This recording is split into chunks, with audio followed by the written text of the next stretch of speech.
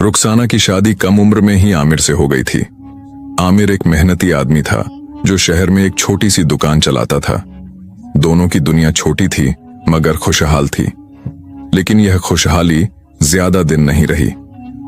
एक दिन आमिर एक सड़क दुर्घटना में अपनी जान गंवा बैठा। रुखसाना की दुनिया अंधेरे में डूब गई। उसकी गोद में 4 साल का बेटा था और सामने एक अनजान भविष्य। समाज ने उसे सहानुभूति तो दी मगर यह भी कहने लगे कि अब तेरी जिंदगी खत्म हो गई, तेरा कोई सहारा नहीं है। ससुराल वालों ने भी धीरे धीरे उससे किनारा कर लिया, लेकिन रुखसाना हार मानने वालों में से नहीं थी।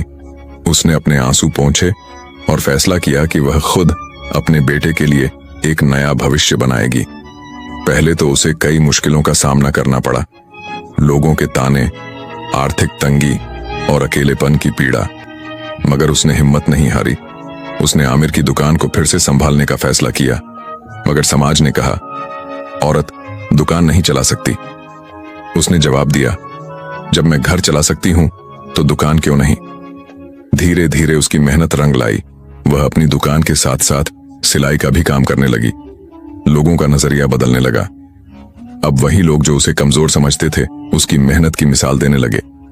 कुछ सालों में उसकी दुकान अच्छी चलने लगी और उसका बेटा एक अच्छे स्कूल में पढ़ने लगा। एक दिन वही लोग जो उसे कमजोर समझते थे उससे सलाह लेने आने लगे।